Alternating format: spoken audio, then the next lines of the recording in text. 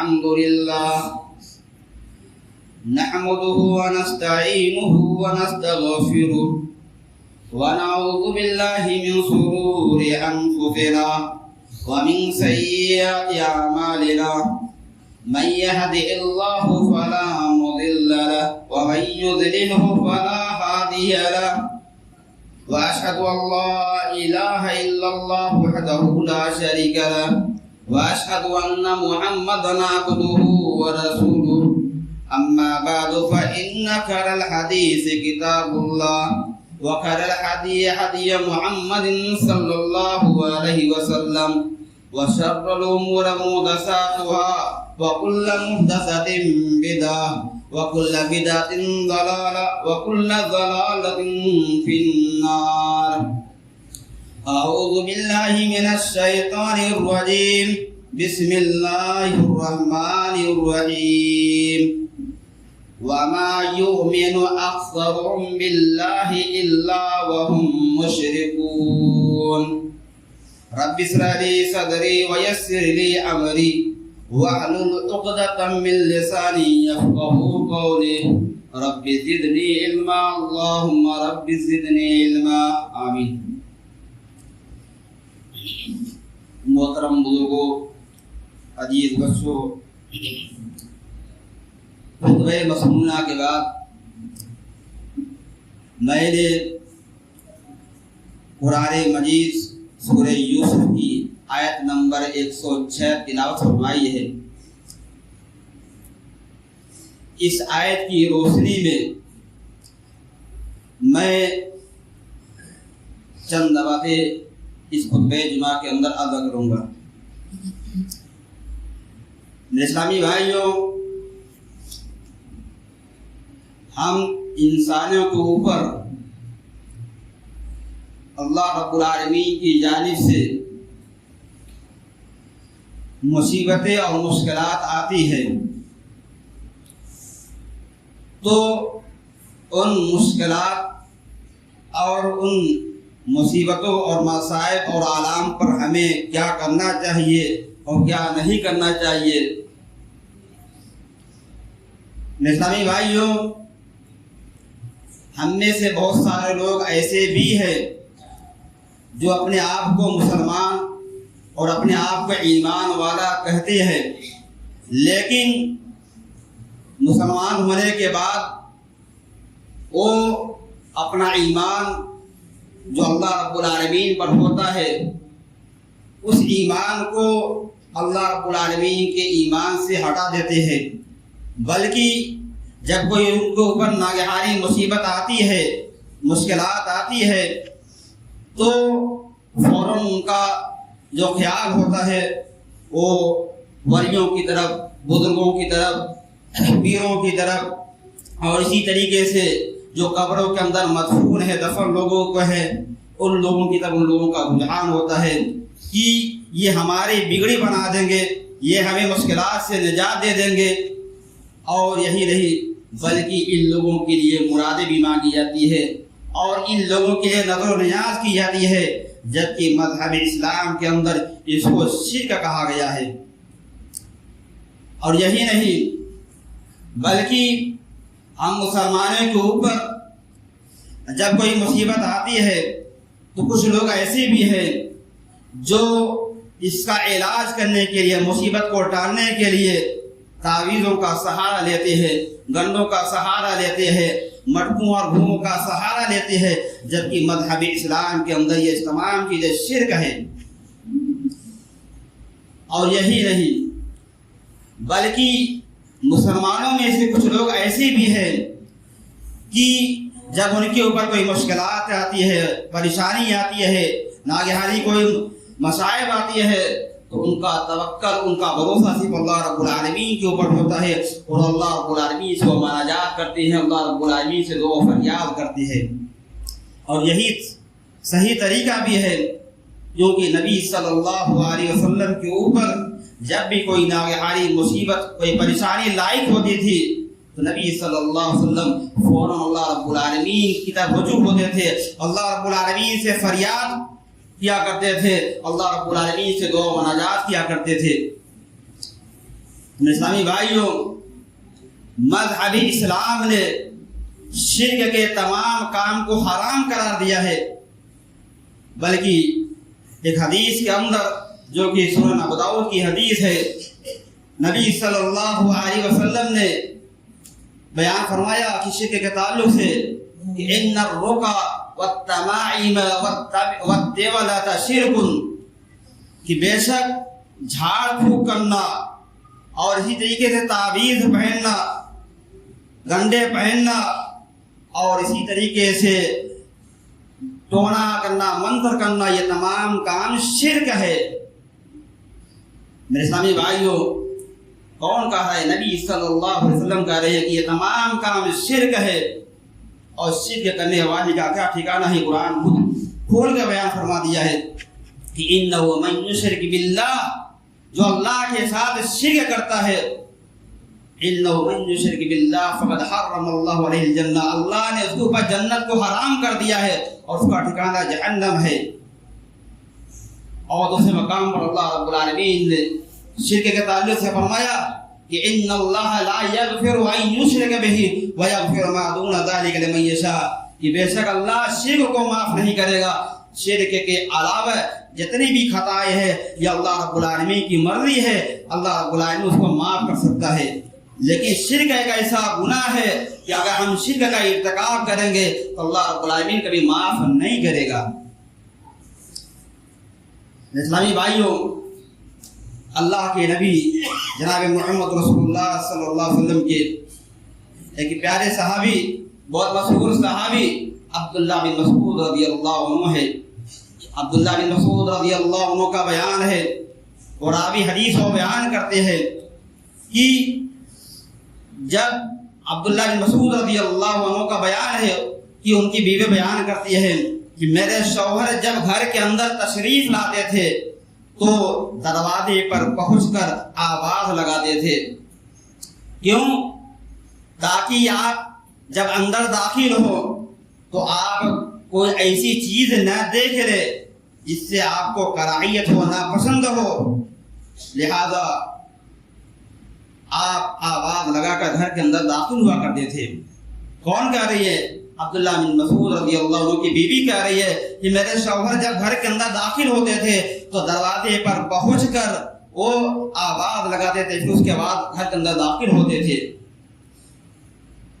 حسب معمول ایک دن عبداللہ بن مسعود رضی اللہ عنہ اپنے گھر کے دروازے پر پہنچتی ہے اور آواز لگاتی ہے، اور آواز لگانے کے بعد پھر جب گھر کے اندر داخل ہوتی ہے تو کیا دیکھتے ہیں کہ میری بیوی جو ہے وہ کچھ پریشان نظر آ رہی ہے، اور عبداللہ بن مسعود رضی اللہ عنہ کی بیوی کہتی ہے کہ جب میرے شوہر گھر کے اندر داخل ہوئے تھے تو اس وقت میرے پاس ایک بوڑھی عورت تھی جو مجھ پر جھاڑ پھونک کیا کرتی تھی اسی درمیان، لہذا جب جیسے ہی میرے شوہر گھر کے اندر داخل ہوتی ہے تو میں ان کو جلدی سے، بوڑھی عورت کو جلدی سے چارپائی کے نیچے چھپا دیا۔ اس کے بعد کیا ہوتا ہے؟ عبداللہ بن مسعود رضی اللہ عنہ کی بیوی کہتی ہے کہ اس کے بعد میرے شوہر عبداللہ بن مسعود رضی اللہ عنہ میرے گلے کے اندر دیکھتی ہے کہ میرے گلے کے اندر ایک ڈوری ہوتی ہے، ایک تعویذ ہوتا ہے۔ یہ منظر دیکھ کر عبداللہ بن مسعود رضی اللہ عنہ اپنی بیوی سے پوچھ پڑتی ہے کہ اے میری بیوی، یہ کیا تمہارے گلے کے اندر؟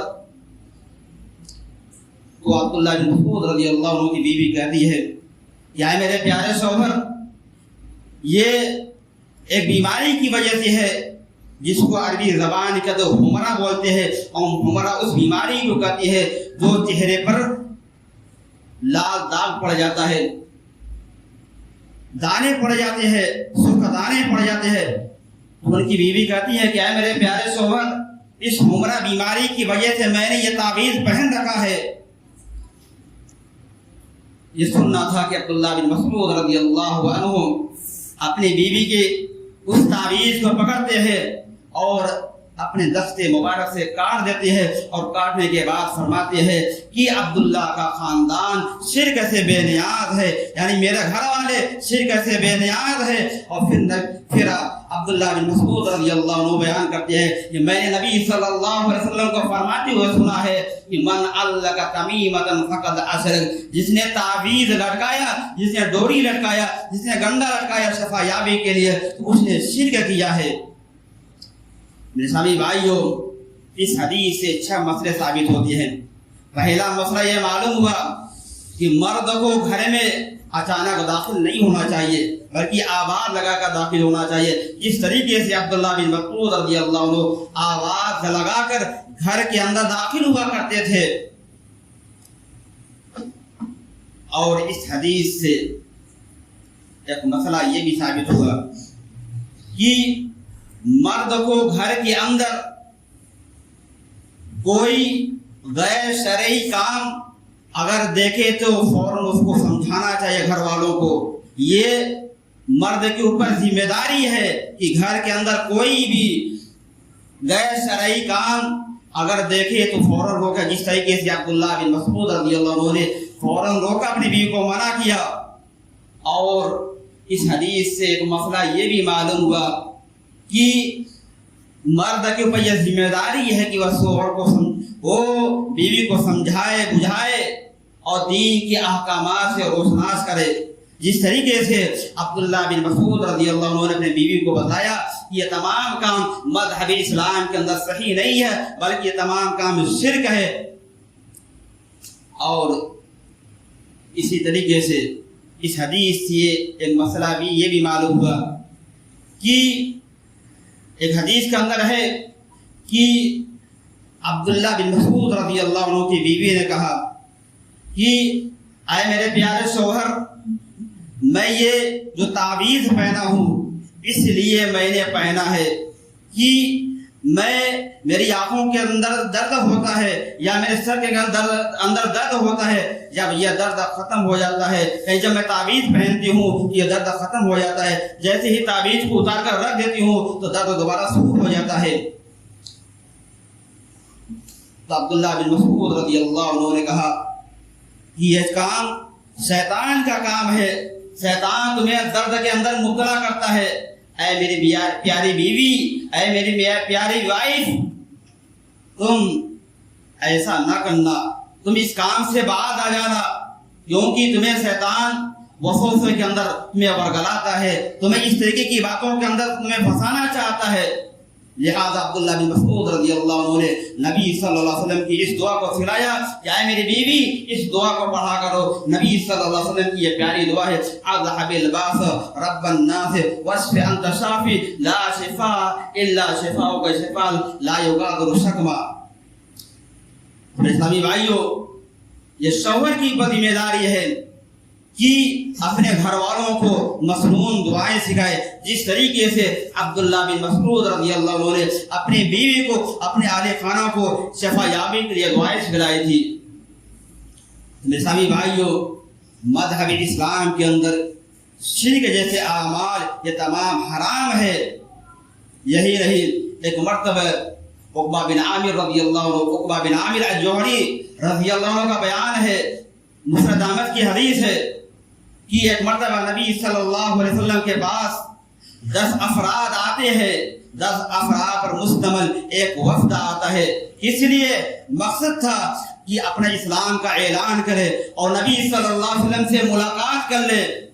لہذا وہ 10 افراد پر مشتمل یہ وفد نبی صلی اللہ علیہ وسلم کے پاس جب آتا ہے تو نبی صلی اللہ علیہ وسلم ایک ایک کر کے آپ 9 لوگوں سے، 9 صحابہ کرام سے آپ مصافحہ کر لیتے ہیں، بیعت لے لیتے ہیں، لیکن ایک صحابی سے، ایک شخص سے آپ بیعت لینے سے، مصافحہ کرنے سے انکار کر دیتے ہیں۔ ان 10 صحابہ کرام نے کہا کہ اے اللہ کے رسول، ہم 10 لوگ جو آپ کے پاس آئے ہیں، 10 کے 10 لوگوں نے اسلام کو قبول کر لیا ہے اور 10 لوگوں نے آپ سے بیعت کرنے کے لیے آئے ہیں۔ نبی صلی اللہ علیہ وسلم نے کہا کہ میں نے 9 لوگوں سے مصافحہ کر لیا، ایک شخص سے میں نے مصافحہ کرنے سے، بیعت کرنے سے انکار کر دیا۔ کیوں؟ اس لیے کہ اس آدمی نے تعویذ پہنا ہے۔ میں بیعت اس لیے نہیں کرتا کیونکہ اس آدمی نے تعویذ پہنا ہے۔ ذرا غور کیجئے کہ نبی صلی اللہ علیہ وسلم صرف تعویذ پہننے والے آدمی سے صرف کیا کرے، اس آدمی نے تعویذ پہنا ہے اس لیے میں مصافحہ نہیں کر سکتا۔ بہرحال اس آدمی نے اپنے لباس کے اندر اپنے ہاتھوں کو داخل کیا اور اس تعویذ کو کاٹ دیا۔ پھر نبی صلی اللہ علیہ وسلم نے اپنے دست مبارک آگے بڑھایا اور اس آدمی سے بیعت کر لی، مصافحہ کر لیا۔ اسلامی بھائیوں، ذرا غور کیجئے کہ نبی صلی اللہ علیہ وسلم ان 10 صحابہ کرام سے جو 9 صحابہ کرام سے فوراً مصافحہ کر لیا اور ایک سے انکار کر دیا، کیا وجہ تھی؟ وجہ یہی تھی کہ اس آدمی نے تعویذ پہنا تھا اور اس لیے نبی صلی اللہ علیہ وسلم نے انکار کر دیا۔ پھر آپ صلی اللہ علیہ وسلم نے فرمایا کہ من علق تمیمۃ فقد اشرک، جس نے تعویذ لٹکائی اس نے شرک کیا اور میں مشرک سے مصافحہ نہیں کر سکتا۔ نبی صلی اللہ علیہ وسلم کہتے ہیں کہ میں مشرک سے مصافحہ نہیں کر سکتا۔ تو اسلامی بھائیوں، شرک کے جیسے اعمال یہ مذہب اسلام کے اندر حرام ہے۔ یہی نہیں بلکہ اللہ کے پیارے نبی صلی اللہ علیہ وسلم کے ایک مشہور صحابی حضرت حذیفہ رضی اللہ عنہ کا بیان ہے، بہت مشہور صحابی حضرت حذیفہ رضی اللہ عنہ، ان کا بیان ہے کہ ایک مرتبہ میں ایک شخص کے پاس گیا جو بیمار تھا۔ میں جب اس آدمی کے پاس پہنچتا ہوں، کون کہتے صحابی رسول حضرت حذیفہ رضی اللہ عنہ کہتے ہیں کہ جب میں اس آدمی کے پاس پہنچا تو کیا دیکھتا ہوں کہ اس کے بازو کے اندر، ہاتھ کے بازو کے اندر ایک تعویذ باندھا ہوا تھا۔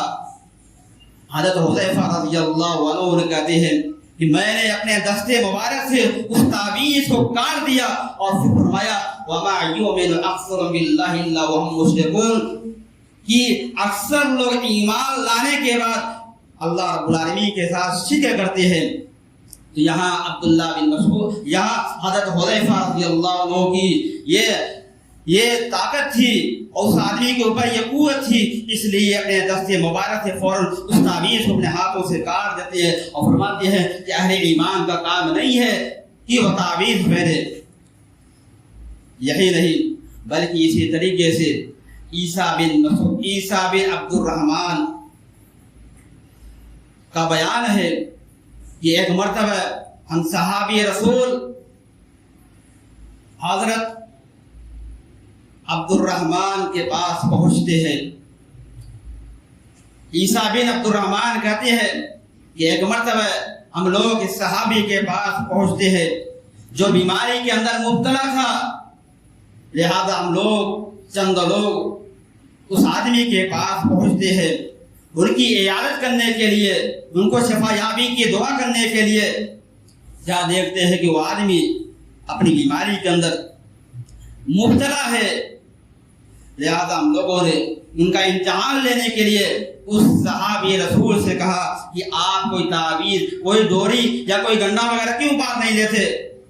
فوراً اس صحابی رسول بیان کرتے ہیں، مسند احمد کی حدیث کے الفاظ ہے کہ فوراً اس صحابی رسول کہتے ہیں کہ میں وہ چیز کس طریقے سے استعمال کرو جس کو نبی صلی اللہ علیہ وسلم نے حرام قرار دیا ہے۔ فرمایا کہ جو شخص ڈوری پہنتا ہے، تعویذ پہنتا ہے تو اس کا بھروسہ اللہ سے ہٹ جاتا ہے، اس کا بھروسہ اس چیز پر ہو جاتا ہے جس کو اس نے استعمال کیا ہے۔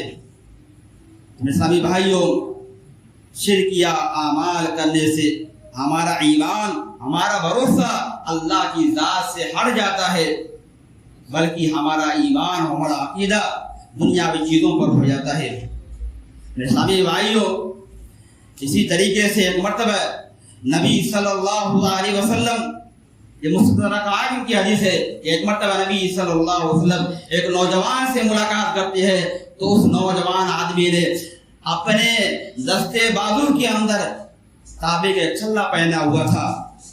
نبی صلی اللہ علیہ وسلم نے جب یہ منظر دیکھا تو اس آدمی سے پوچھ پڑے کہ اے فراست یہ چھلا کیسے ہے تانبے کا؟ تو اس نے کہا کہ اے اللہ کے رسول، کمزوری کی وجہ سے میں نے پہن رکھا ہے، بیماری کی وجہ سے میں نے پہن رکھا ہے۔ نبی صلی اللہ علیہ وسلم نے فرمایا کہ اسے اتار دو، یہ تمہاری بیماری کو کم نہیں کرے گا بلکہ تمہاری بیماری کو اور زیادہ کرے گا۔ اور مزید نبی صلی اللہ علیہ وسلم نے فرمایا کہ اگر یہ چھلا تمہارے ہاتھ میں رہتا رہا اور اس حالت میں تمہاری موت ہو گئی، تمہارا انتقال ہو گیا، تو تم کبھی کامیاب نہیں ہوگے۔ نبی صلی اللہ علیہ وسلم نے کیا فرمایا کہ یہ چھلا، یہ تعویذ، یہ گنڈے اگر تمہارے ہاتھ میں، تمہارے جسم میں موجود رہا اور اس حالت میں تمہاری روح نکل گئی تو تم کبھی کامیاب نہیں ہوگے، دنیا کے اندر بھی کامیاب نہیں رہوگے اور آخرت کے اندر بھی کامیاب نہیں رہوگے۔ میرے اسلامی بھائیوں، یہ شرک یا اعمال کرنے والے کبھی کامیاب نہیں ہو سکتے ہیں۔ یہ تمام شیطانی ورگلے رہتے ہیں، تمام شیطانی وسوسے رہتے ہیں۔ ہمارا ایمان، ہمارا عقیدہ صرف اللہ رب العالمین کی ذات پر ہونا چاہیے۔ یہ مصیبتیں جو آتی ہے وہ اللہ رب العالمین نازل کرتا ہے۔ مصیبتوں کو دور کرنے والا کون ہے؟ اللہ رب العالمین کی ذات ہے۔ میرے اسلامی بھائیوں، نبی صلی اللہ علیہ وسلم کی صرف نظر انسانوں پر نہیں تھی کہ انسان ان اعمال کو نہ کرے، بلکہ نبی صلی اللہ علیہ وسلم کی نظر جانوروں تک بھی تھی۔ ایک مرتبہ نبی صلی اللہ علیہ وسلم ایک سفر کے اندر تھے اور اس سفر کے اندر چند صحابہ کرام بھی آپ کے ساتھ موجود تھے۔ نبی صلی اللہ علیہ وسلم دوران سفر ایک جگہ ٹھہرتے ہیں، پڑاؤ ڈالتے ہیں۔ نبی صلی اللہ علیہ وسلم اپنے قاصد کو بھیجتے ہیں کہ جاؤ میرے صحابہ کرام کی سواری یعنی اونٹ کے گردن میں دیکھو کوئی تاج کی مالا تو نہیں، کوئی گنڈا تو نہیں، کوئی تعویذ تو نہیں، یعنی کوئی اس طرح کی چیزیں تو اس کے گردن کے اندر نہیں ہے، کیونکہ بہت سارے لوگ نظر بد سے بچنے کے لیے اپنی سواریوں کے اندر ان چیزوں کا استعمال کرتے ہیں۔ تو نبی صلی اللہ علیہ وسلم نے اپنے قاصد کو بھیجا، کہا کہ جاؤ دیکھو کسی صحابی کی سواری یعنی اونٹ کی گردن میں اگر کوئی تعویذ، کوئی گنڈا یا کوئی ڈوری وغیرہ دیکھنا اسے کاٹ دینا۔ وہ قاصد جاتا ہے اور ایک ایک کر کے تمام صحابہ کرام کی سواری یعنی اونٹ کی گردن کو دیکھتا ہے۔ جس سواری کی گردن کے اندر، جس اونٹ کی گردن کے اندر تعویذ کو دیکھتے ہو وہ قاصد ایک ایک کر کے کاٹ دیتا ہے۔ اسلامی بھائیوں، نبی صلی اللہ علیہ وسلم کی نظر صرف انسانوں پر نہیں تھی بلکہ آپ کی نظر جانوروں تک بھی تھی۔ یہ تمام کام جو نظر بد سے بچنے کے لیے، مشکلات کو دور کرنے کے لیے یہ تمام چیزیں استعمال کی جاتی ہے، یہ تمام چیز حرام ہے، ناجائز ہے۔ قرآن کہتا ہے کہ وَإِن صَدَقَ اللَّهُ بِضُرٍّ فَلَا كَاشِفَ لَهُ إِلَّا هُوَ وَإِن يُرِدْكَ بِخَيْرٍ فَلَا رَادَّ لِفَضْلِهِ، کہ وَإِن صَدَقَ اللَّهُ بِضُرٍّ فَلَا كَاشِفَ لَهُ إِلَّا هُوَ، کہ اگر اللہ تمہیں کوئی مصیبت کے اندر مبتلا کر دے تو ہے دنیا کے اندر سے کوئی دور کرنے والا کوئی نہیں ہے، صرف اللہ رب العالمین کی ذات ہے۔ وَإِن يُرِدْكَ بِخَيْرٍ فَلَا رَادَّ لِفَضْلِهِ، اگر اللہ ہم انسانوں کے ساتھ کوئی بھلائی کا ارادہ کرنا چاہتا ہے، کوئی اچھائی کا ارادہ کرتا ہے تو کیا اللہ کے اس فضل کو کوئی دور کرنے والا ہے؟ نہیں۔ اللہ جو ان اللہ یفعل ما یرید، اللہ جو چاہتا ہے کرتا ہے۔ ہمیں انسانوں کے ساتھ چاہے اچھائی کا ارادہ ہو چاہے برائی کا ارادہ ہو، یہ سب اللہ رب العالمین کی مرضی ہے۔